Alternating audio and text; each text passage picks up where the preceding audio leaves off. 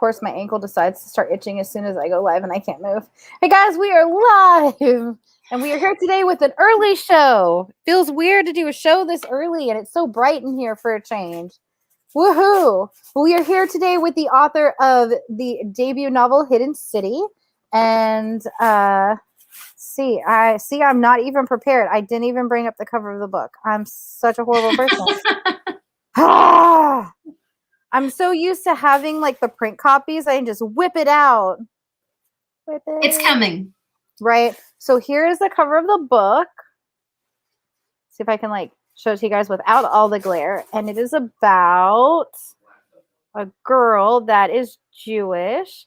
And it's after the events of 9/11. And she finds out that the world that is called the Unimaginables exists. So vampires exist. So, of course, Jen, I love to introduce, of course, the author and for you to introduce yourself. So tell us a little bit about you and your journey to becoming an author. Okay, so hi, I'm Jen Furlong. My fancy pen name is my initials, J.S. Furlong, right? I'm pulling my little J.K. Rowling there. And this book came into, I've always written. I think most people who write books have kind of always written, even if that was unacknowledged, little kid writing stuff. And so this book happened in 2004. Actually, I had one toddler and another one on the way. I have 4 kids altogether, all teenagers now. And this book came up because I wanted to write something that I thought my kids could eventually read. I did not realize that they would be teenagers by the time it finally came to light, but that 4-kid parenting kept me kind of busy. I bet. My goodness. You guys are so crazy. And you had your kids way later than I did. So you are a trooper. You are, I have all these spirit animals now. You are my spirit animal. Thank you. Thank you so much. I remember when we first started talking and then I like Googled you online and then it stated that you were in an episode of Buffy and my husband went and did the legwork to go find out which episode you were in. Oh my God.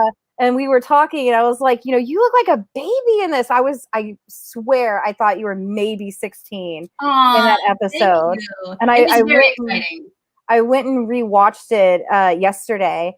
I was like, there is no way that you were 30. Like, seriously, no way. It's a lie. I was surprised.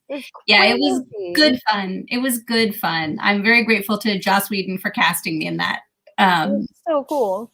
Thanks. It was super fun. I left the audition and I remember turning around and I thought to myself, should I say this? Should I not say this? And I said, well, either you're going to get the job or you're not. It doesn't matter if you make this comment. So I turned over my shoulder and I said, this was a great scene and all, Joss, but I was just wondering, is there any way it could be Spike that bites me? Of course. He rolled his eyes. He was like, sorry, no. And I was like, it's like, that's gonna be like my go-to thing now. It's like, oh, I watch Buffy. Oh, do you remember this girl? I know her. I know her. There you go. My 30 seconds of fame was being bitten on Buffy. Hey, that is so cool though. Thank you. That was like, I grew up with that. So that was awesome. When I moved to LA, people would say, what do you want to, why are you here? And I'm like, oh, well, I'm an actor. And they'd go, of course. Right, next. And I found that everyone changed their reaction to me when they said, well, why did you come to LA? And I said, oh, well, I'm here to get on Buffy. And I said that every day to anybody who asked me what I was doing in LA for over a year. And so when it actually happened that I got the call to audition for the show, I was like, yes. I was very, very excited. That is so cool. Let's see. So tell us about your book. Okay. This book, do you mean like the plot? Like tell you what happens? What is the book about? Not everything, of course. No spoilers. No spoilers. Okay, so Stacy is a chess champion. And she, gets yanked out of her nice, comfy New York City universe. And her father decides to move the whole family to Richmond, Virginia. So all of a sudden we have this Jewish girl. She enrolls in this ultra-conservative Catholic school because it's the fastest way to the Ivy League. It's very academically aggressive, as is she. And she goes into this school and she falls in with the vampire hunting crowd. Of course, she believes in, A pluses and logic and science. And her new friends, she sees an attack. And her friends have to break it to her that what she saw was not science. And she does not believe them. And hence, we're off and running with the rest of the book. So how do you get over writer's block? How do I get over writer's block? Gosh, that's a great question. I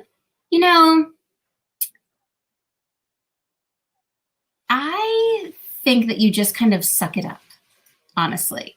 Like, either you're gonna write every day and put words on the page, or you're not.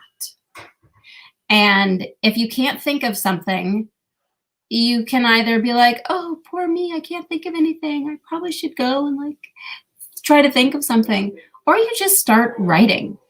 I can't think of anything today. What would happen if a mouse crossed my desk right now? You just start writing stuff, or you start writing about a character, right? If you have any idea at all, you clip on to that little tiny idea and you start. What you write doesn't have to go anywhere except in your beautiful fireplace, right? Wait, this is backwards. Yeah, it doesn't matter what happens to it. I think that there's a big misconception that writing is precious. But if you watch visual artists in their studios and you watch them handle their art, they're like, and canvases get knocked over and things get shucked around. And it's not precious. It's just art. It's just art. And that's how I feel about writing. It's just the story. It's just writing. It's going to be fine. And if you write things that stink, of course you do. All first drafts are awful. If anybody wrote a good first draft and published it, those are the people that you have to run away from on Amazon because the books are so bad and you're like, oh, this actually isn't bad. It's just a first draft. And they're all like that. So I've been very lucky to have really wonderful, my agent read this book back in March of 2020, truly out of the kindness of his heart, because it was right in the middle of the first onslaught of COVID and the world was falling to pieces and he was in Manhattan and and he did read the book and he gave me some comments that literally changed the shape of the book. And he was like, we need one of these, we need this, we need this. And then it's going to hold together much differently. So even though I had written what I thought was a fairly decent, third draft, as soon as I showed it to someone who had the eyes to see it for what it was, you're like, oh, right, early drafts, they're awful. Just keep going. But it didn't make me throw the book away. It made me say, oh, great, I know what to do with this now. Right. I've heard a lot of authors talk about dealing with writer's block, that a lot of it is just they've hit a wall with the direction that they're going in. So if they go backtrack, and then try something different, it helps as well. Sure. I'd buy that. Guys, I completely forgot to state that if you are watching and you would like to ask a question, you can toss it into the live chat below, or you can DM or tweet it out to me on Instagram or Twitter. Just make sure to tag me. I will find your questions. So this book is set a few months after the events of 9/11. Why did you choose to write a book after such a devastating event? That's a really good question. I think because I, like everyone else in the United States at the time, has PTSD from that day, was processing it. And because I thought it would really, if you were a teenage New Yorker, what would cause your family to have to get out? It just seemed like an immediate, it was such a visceral day in this country. I really feel like people remember, they have flashbulb memories, of what they were doing and where they were and who woke them up and what happened. And to me, that's a super dramatic real life grounding. Like it really grounds us in the real world. Like, oh, Stacy's a real person. This is a real event. Right. And so it helps shape the fiction by giving it a grounding in reality. I think it really worked out with, with her mentality as well, because, people are constantly asking her about it when she gets to the new school.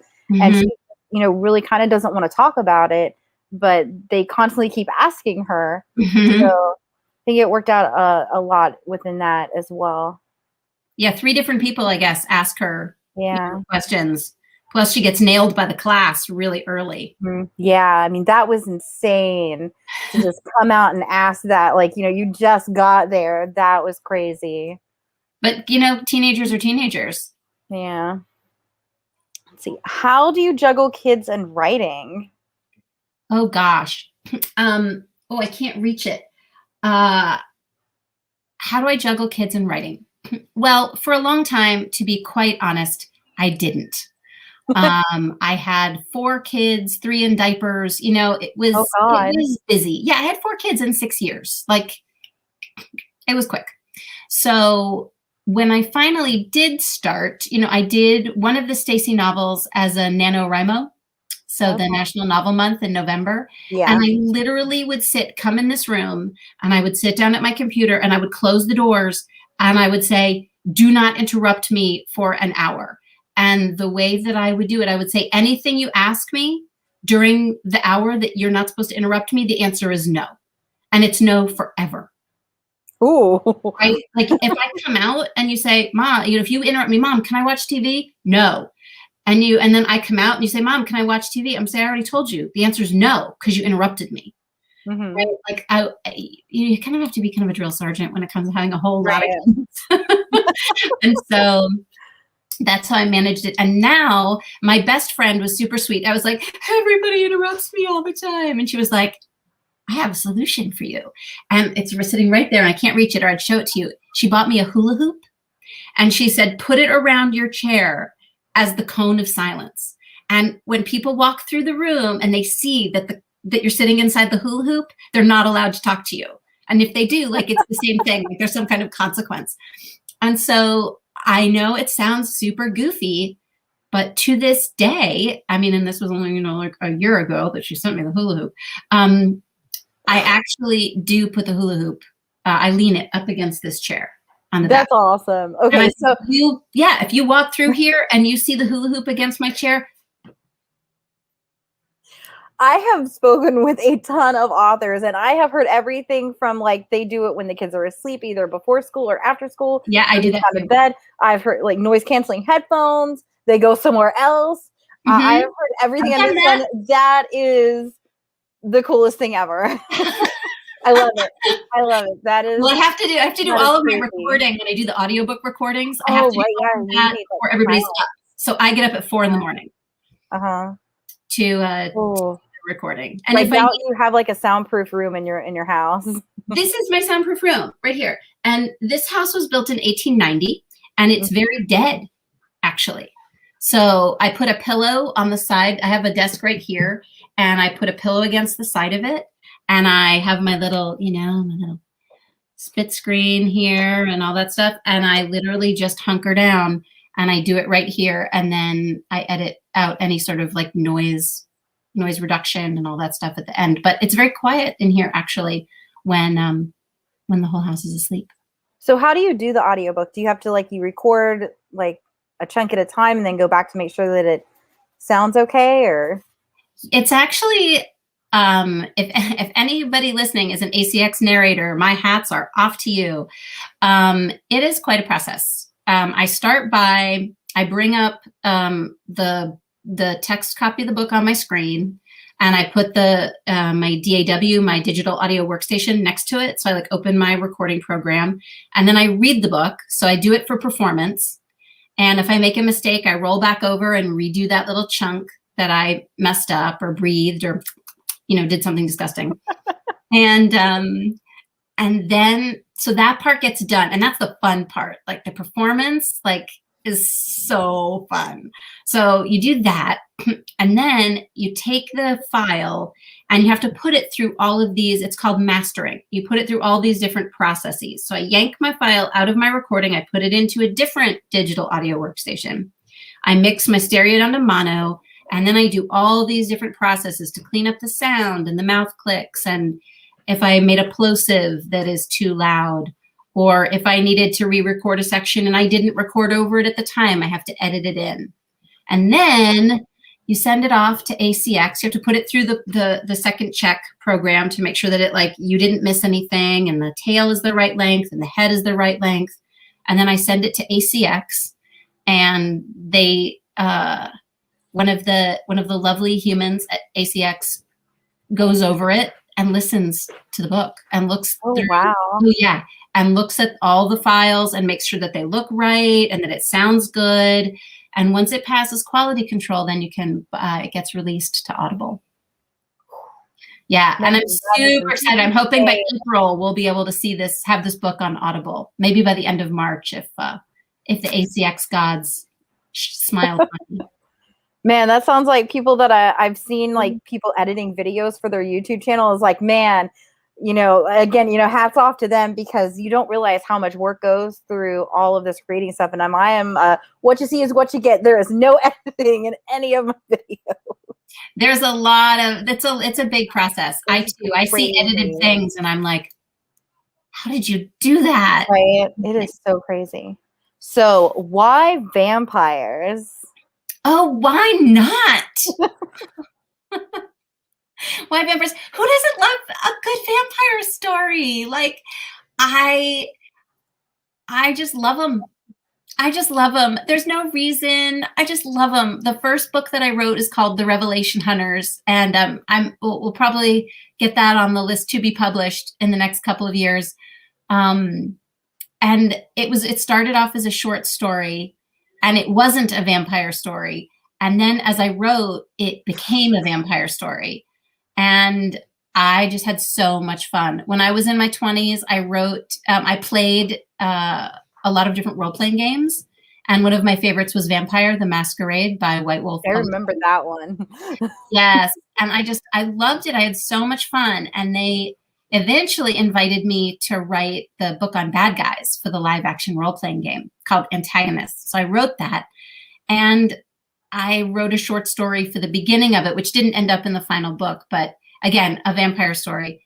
And it's always been there. I've just always had, I just enjoy them so very much in so many contexts. You know, in this book, they're bad guys, but in my adult series, they're heroes.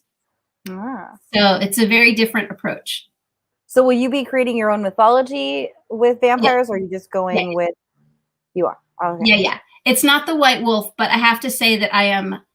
If I would be lying if I said that I was not heavily influenced by the Sabbat. Sabbat is very close to my heart because I wrote the guide on how to play them, and I played them for ages. I just showed up at live actions, and they were like, "Here, you're the bad guys." I was like, "I'm bad guys? Okay." It was super fun, and I play a lot of bad guys as an actor anyway. That's awesome. Yeah, who knows why. What do you hope readers take away from Hidden City? Oh, gosh. Another great question. You ask such good questions.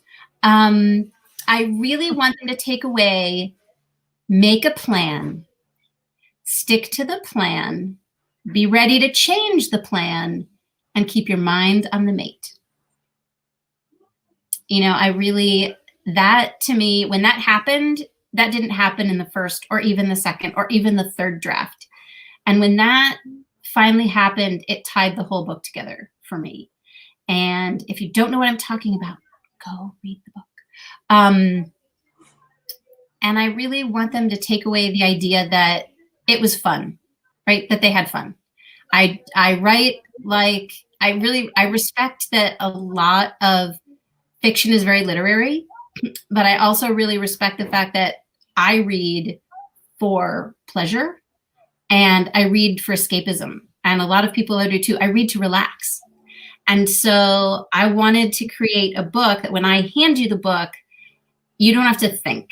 You know, you can really just sit down and just read the book and have a good time and go on the trip and get somewhere by the end. And, you know, if you remember that at some point in your life when you're like, what do I do? What do I do? Okay, wait a minute. So make a plan and I'm going to execute the plan. And then at some point, I'm probably going to have to change the plan, and that's okay. But this is the thing that I want. Here's where I'm going. And no matter how many times I have to change the plan, I'm still going to get to the place where I want to go. Mm-hmm. I love that. That to me would be a great reader takeaway. And it's why I think that this is such a great book for people that are teenagers who are intelligent, capable, thoughtful, powerful, passionate beings. Like, I love teenagers. I loved being a teenager. I love being the mom of 4 teenagers. I mean, like, teenagers it's good mojo, man, but you really have to understand it and be willing to go deep with it.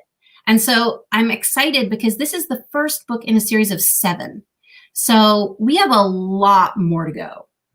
Like, there's a lot, like, this is sort of the tip of the iceberg book, but there's so much more depth with Finder. There's so much more depth with Tully. There's so much more depth with Stacy and with their journeys with these bad guys. And, you know, the bad guys that we meet in this book, they're going to be there for the whole ride. So they're going to get worse. A lot worse. So you said that there was going to be 7 books in this series. Mm-hmm. Are you going to expand on the world of the Unimaginables? Oh, yes. The Unimaginables, we meet several in book 1. Unknown, unbeknownst to us. Ooh. So when you read the book, if you haven't read it already, when you read it, you can look and you can think, who are we going to see again? Awesome. Yeah, because there'll be more chess in the upcoming books. There'll be more chess. Yep. I love chess. I wish I was as good at it as Stacy is. I'm kind of jealous. She's a better player than me by like a lot. What is one thing that you think every writer should have? A good coffee mug. Oh, yeah. Yeah. Every writer should have a badass editor who keeps them. I'm really sorry if you can hear my dog snoring. It's really loud and I can't get over where I can wake him up. He's lying on my windowsill. And I wonder what that noise was, because there's people yelling outside because they're doing construction. Yeah, I can't. And if I call someone to like wake him up, it'll be right. Yeah, I really think that an editor is super important. I did not have an editor for a long time on this book. And my agent sort of served as the first real eye of criticism. And then my best friend read it like 842 times, bless her heart, and really helped me also keep an eye on it. And then right at the very end, the editor came on board and she was like, this and this and this and this. And I was like, gotcha. I used an online editor for some things, like to get rid of all of the adverbs. I mean, who knew that adverbs were like the death of you? But they are. And I became a better writer as soon as I started hacking adverbs. It was crazy. I'd be like, Stacy walked slowly, right? For example, I mean, I probably never wrote that, but, Stacy walked slowly. But instead I had to say, okay, wait, got to cut slowly. So do we need something else here, right? Stacy walked. Okay, great. Stacy walked toward the door like it was on fire, right? So all of a sudden you have to get more, you have to like dig a little deeper as a writer once you start hacking away all the lazy things that let you kind of like write drafts fast, which are adverbs. Right. Goodbye, adverb. Thank you, Stephen King, for telling us all to kill our adverbs. Thank you, Stephen King. Woo, woo. Yeah, I know an author a while back ago, they're like, just get the first draft out, get it done, and then go back, because then you can slowly add extra descriptions and take other things out. Oh, yeah. I mean, you're looking at like 11 drafts. When you read Hidden City, you're looking at, and I'm talking like 11 full drafts, not like 11 kind of wishy-washy. No. Like start to finish. Alexa, turn off. It's a big process. Yeah. But I love it. of course, you're an actor and all this. So have you figured out, like, if it became a movie, who you would want to play Stacy in the main cast? Ooh, well, yes.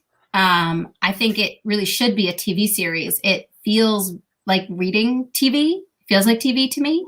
It's light and fun and fast. And that's how kind of like my TV. I like it light and fun and fast. But with meaning. Light, but with meaning. And yes, I do. I know a lot of really good actors. A lot. Some of them even live in my house. And I would love to have say in who the final cast is. Most definitely. Do you have an idea who you would want to play Stacy?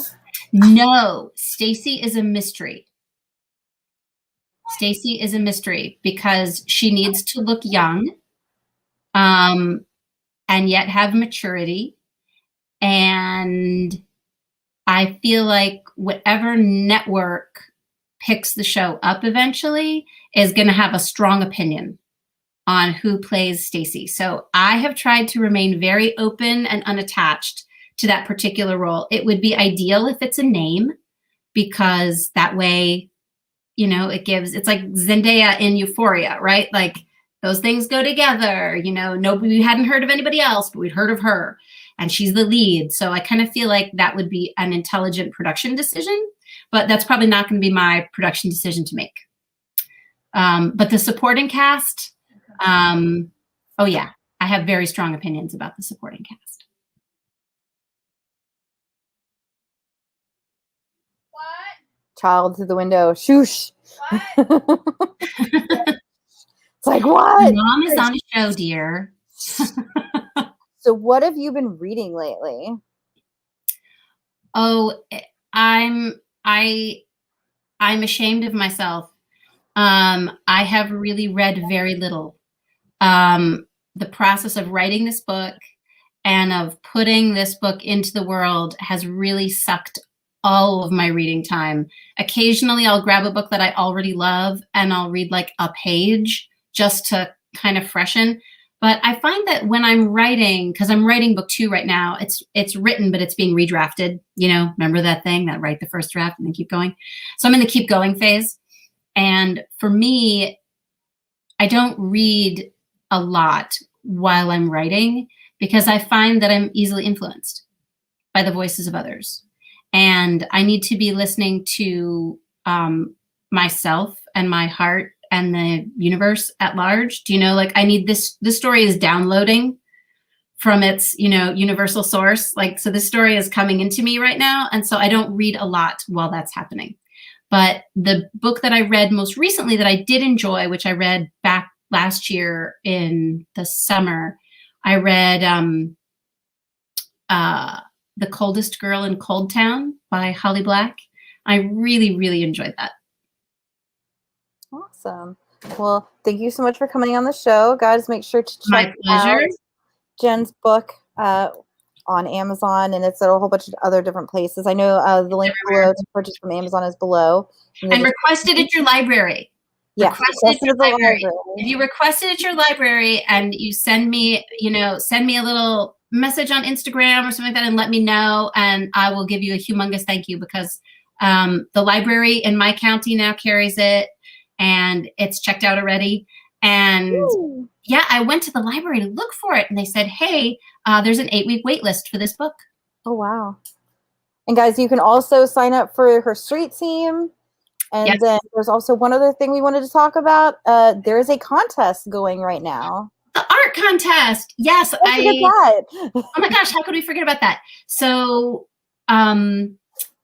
it's really important to me that this book get in the hands of readers, because without the readers, it's kind of like, you know, if a tree falls in the forest, like, did it really make a sound? You know, if nobody heard it, did it make a sound?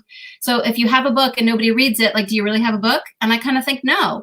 So we have an art contest going on right now so that readers between the ages of 12 and 19 can read the book.